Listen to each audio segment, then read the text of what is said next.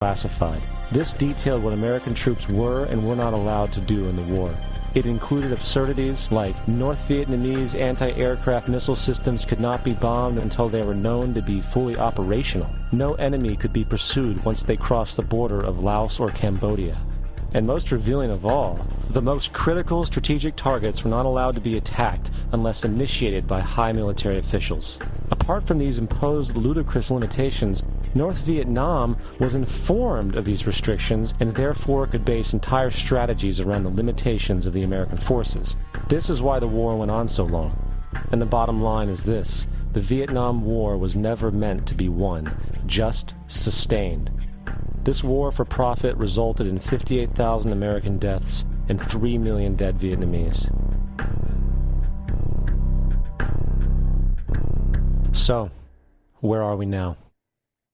September 11th was the jumpstart for what is now an accelerated agenda by the ruthless elite. It was a staged war pretext no different than the sinking of the Lusitania, the provoking of Pearl Harbor, and the Gulf of Tonkin lie. In fact, if 9/11 wasn't a planned war pretext, it would be an exception to the rule. It has been used to launch 2 unprovoked illegal wars, one against Iraq and one against Afghanistan. However, 9/11 was a pretext for another war as well, the war against you. The Patriot Act, Homeland Security, the Military Tribunals Act, and other legislations are all completely and entirely designed to destroy your civil liberties and limit your ability to fight back against what is coming. Currently in the United States, unannounced to most brainwashed Americans, your home can be searched without a warrant, without you being home. You can in turn be arrested with no charges revealed to you, detained indefinitely with no access to a lawyer, and legally tortured, all under the suspicion that you might be a terrorist. If you need a painted picture of what is happening in this country, let's recognize how history repeats itself.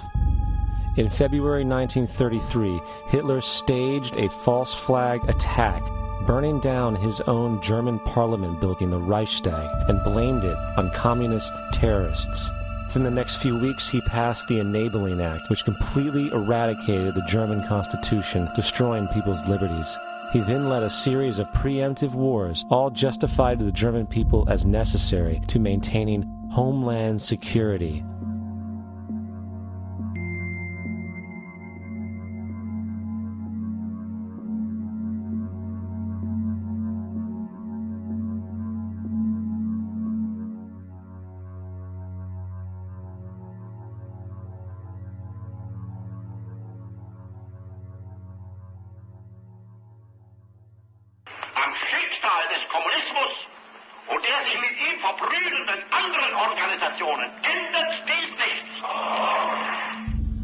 Our enemy is a radical network of terrorists and every government that supports them. It's time to wake up. The people in power go out of their way to make sure that you are perpetually misled and manipulated. The majority's perception of reality, especially in the political arena, is not their own. It is shrewdly imposed upon them without them even knowing it. For example, the public at large actually believes the invasion of Iraq is going badly, as sectarian violence doesn't seem to stop. What the public fails to see is that the destabilization of Iraq is exactly what the people behind the government want. This war is to be sustained so the region can be divided up, domination of the oil maintained, continual profits reaped for the defense contractors, and most importantly, permanent military bases established to be used as a launching pad against other oil-bearing, non-conforming countries such as Iran and Syria. For further implication that the civil war and destabilization is purely intentional, in 2005, 2 elite British SAS officers were arrested by Iraqi police after being caught driving around in their car shooting at civilians while dressed up as Arabs. After being arrested and taken to a jail in Basra, the British Army immediately requested the release of these men. When the Basra government refused, British tanks came in and physically broke out the men from the Basra prison. If you wish to destroy an area, how do you do it? Well, there are 2 ways. You can go in there and bomb it and so forth, but that is not very efficient. What you do is you try to get the people in that area to kill each other and to destroy their own territory, their own farms. And that's what's been done in that area.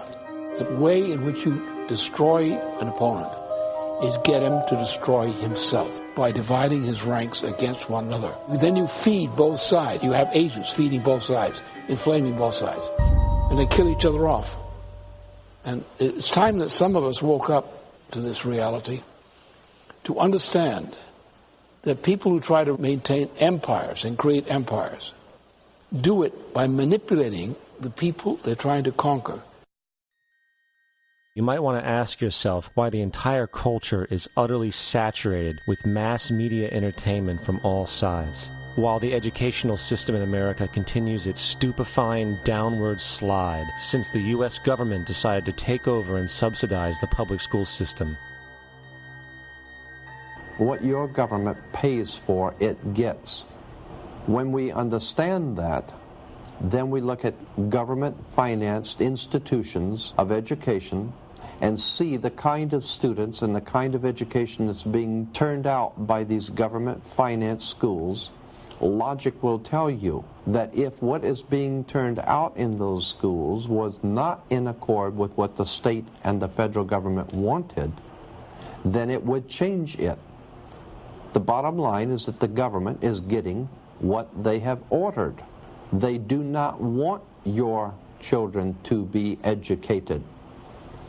They do not want you to think too much.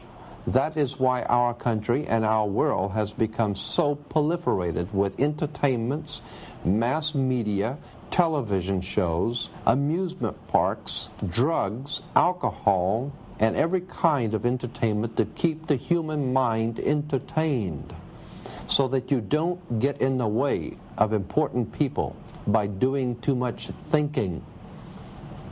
You had better wake up and understand that there are people who are guiding your life and you don't even know it. We're in a lot of trouble because you people and 62 million other Americans are listening to me right now, because less than 3% of you people read books, because less than 15% of you read newspapers, because the only truth you know is what you get over this tube. Right now, there is an entire generation that never knew anything that didn't come out of this tube. This tube is the gospel, the ultimate revelation. This tube can make or break presidents, popes, prime ministers. This tube is the most awesome goddamn force in the whole godless world. And woe is us if it ever falls into the hands of the wrong people. And when the largest company in the world controls the most awesome goddamn propaganda force in the whole godless world, who knows what shit will be peddled for truth on this network. So you listen to me. Listen to me. Television is not the truth. Television is a goddamn amusement park. Television is a circus, a carnival, a traveling troupe of acrobats, storytellers, dancers, singers, jugglers, sideshow freaks, lion tamers, and football players. We're in the boredom-killing business. But you people sit there day after day, night after night, all ages, colors, creeds. We're all you know. You're beginning to believe the illusions we're spinning here. You're beginning to think that the tube is reality and that your own lives are unreal. You do whatever the tube tells you. You dress like the tube. You eat like the tube. You raise your children like the tube. You even think like the tube. This is mass madness, you maniacs. In God's name, you people are the real thing. We are the illusion. The last thing the men behind the curtain want is a conscious, informed public capable of critical thinking, which is why a continually fraudulent zeitgeist is output via religion, the mass media, and the educational system. They seek to keep you in a distracted, naive bubble, and they are doing a damn good job of it. In 2005, an arrangement between Canada, Mexico, and the United States was made. This arrangement, unannounced to the public, unregulated by Congress, merges the United States, Mexico, and Canada into one entity, erasing all borders. It's called the North American Union, and you might want to ask yourself why you've never heard of this. In fact, there is only one mainstream reporter who has actually heard of and has had the courage to cover this issue. The Bush administration's open borders policy and its decision to ignore the enforcement of this country's immigration laws is part of a broader agenda. President Bush signed a formal agreement that will end the United States as we know it, and he took the step without approval from either the U.S. Congress or the people of the United States. It's a deal that few have even heard of. It's being done again by very few people at the very top on behalf of the investment class, but the working class of people. Political officials across our country, from communities, from cities and so forth, they don't know anything about this.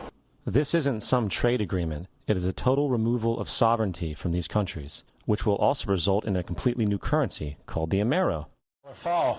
Apart from that, I think one thing people who are dollar-based need to focus on is the Amero. That's the one thing that nobody's talking about, but I think is going to have a big impact on everybody's life in Canada, the U.S., and Mexico. The Amero is the proposed new currency for the North American community, which is being developed right now between Canada, the U.S., and Mexico to make a borderless community, much like the EU, and the dollar, Canadian dollar, U.S. dollar, and the Mexican peso replaced by the Amero. By default of this agreement, the American Constitution will eventually be obsolete. You would think that a situation like this would be on the cover of every major newspaper. That is until you realize that the people who are behind this movement are the same people behind the mainstream media, and you are not told what you're not supposed to know.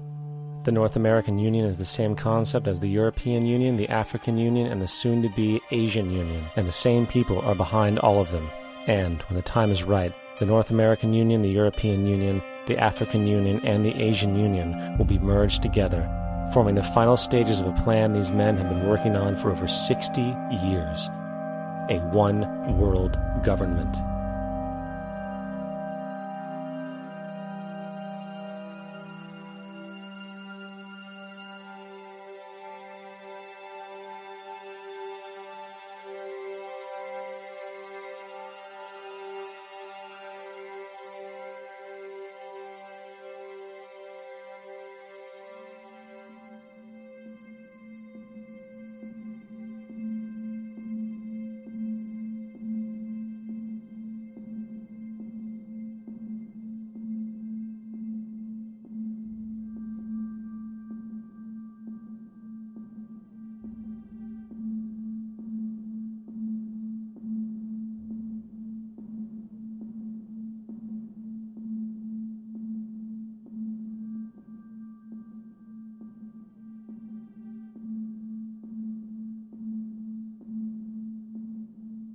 One bank, one army, one center of power. And if we have learned anything from history, it is that power corrupts, and absolute power corrupts absolutely. This is Aaron Russo, a filmmaker and former politician.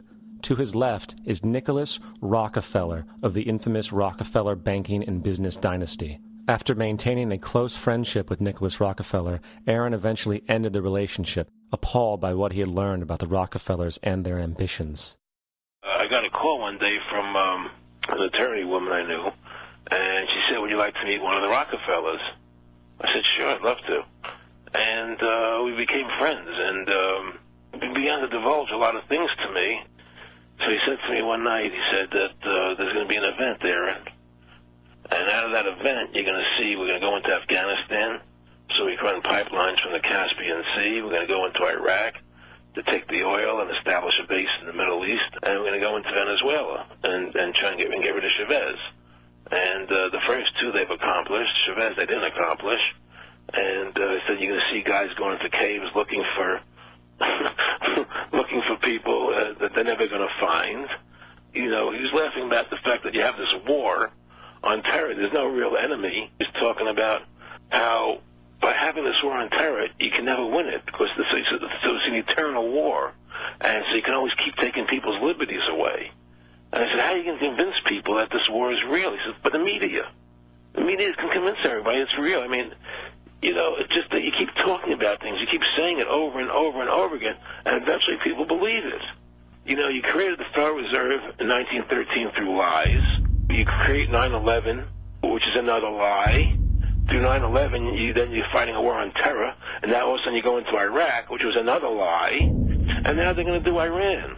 You know, and it's all one thing leading to another, leading to another, leading to another. Now, I would say to them, what are you doing this for? What's the point of this thing? You have all the money in the world you ever want. You have all the power. I said, you know, you're hurting people. It's not a good thing. And he would say, what do you care about the people for? Take care of yourself and you take care of your family. And then I said to him, what are the ultimate goals here? He said, the ultimate goal is to get everybody in this world chipped with the RFID chip and have all money be on those chips and everything on those chips. And if anybody wants to protest what we do or violate what we want, we just turn off their chip. That's right, microchipped. In 2005,